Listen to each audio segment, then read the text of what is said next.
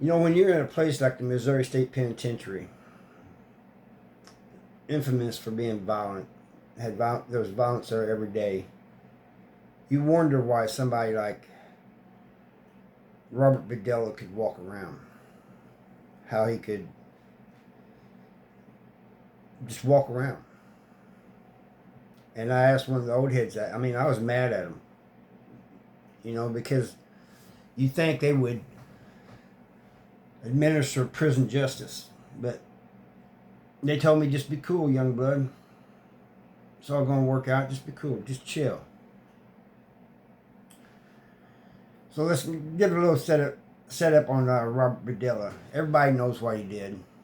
Everybody knows he's called the Kansas City Butcher. I mean, you can go online, find anything you want about him. Many videos about him. But he died of a heart attack in 1992 at Missouri State Penitentiary. So here's what happened. I was telling you, said all this to the old heads and was wondering why nothing happened. Well, I ended up getting my ass whooped on the yard over a different incident. I've talked about it. It had nothing to do with Robert Berdella. But I go to the hole, which is in 5 house. This is sometime after, I've been there for a little bit. And the hole is noisy and everything. And pretty soon they bring in Robert Berdella, take him past my cell and put him in another cell. I was wondering why I was being held in the hole for so long. I thought it was only supposed to be 10 days, but they's keeping me there. And I was trying to get out. I was writing the casework and everything. But anyway, they take him by, put him a few cells down. And I thought, man, I was just mad seeing him walk by. And I think I was on 5 walk, tier 5, something like that. I was about halfway up the row of tiers. Anyway, sometime later it got quiet. COs come, they walk by me, walk down to his cell, and they're just standing there. I got a little mirror. I'm stuck out through the bars, and I'm looking down the walk, and they're just standing there. One of them's looking at his watch. One of them's kind of staring in the cell, shuffling his feet, and they're just looking. I'm thinking, what are they doing? And so they just stand there. It seemed like forever, but I don't know, it must have been 10 or 15 minutes. They just stand there. Every once in a while, one of them would walk inside, and then he'd come back out, and they just stand there and look. Finally, one of them gets on the radio and calls, and I don't know why he's calling, but I guess it was medical, because here comes medical. By then, it was too late. Berdella was gone. And I eventually get out of the hole.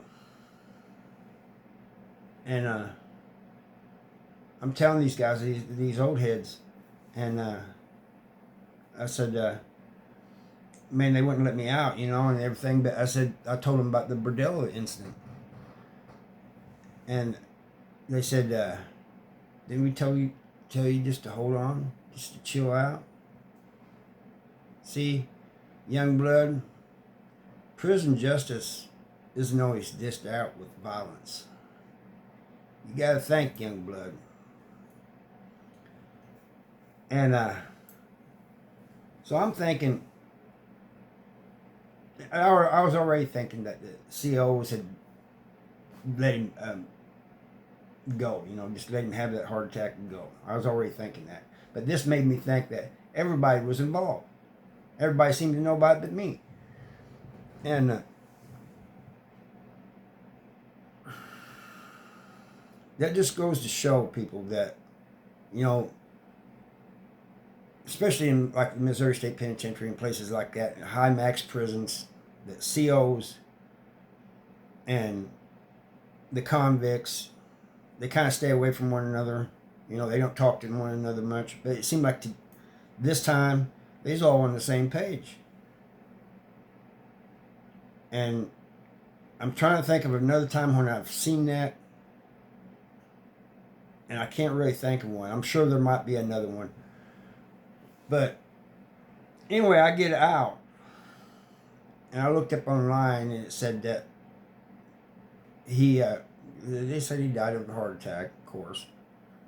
But they said he was complaining that they was refusing him his heart medication. So that just kind of confirms everything, you know. Now, some people say that it was medical neglect. Some people say that it was just him complaining, which some people do. There's people in prison that just complain, make up lies and stuff that the CEOs ain't doing their job and stuff, and not getting their medication and stuff. There's people that do make that up. But I'm telling you, I was a few cells down, and I saw those CEOs stand there for a long time. And so people may, people always asking me, when they do ask me about him, did you see him there? Yeah, I saw him there. Was what happened to him and all of this, that we heard he died of a heart attack while he wasn't prison justice administered? Well, it was. It just wasn't administered by convicts. Now, do I think it's right?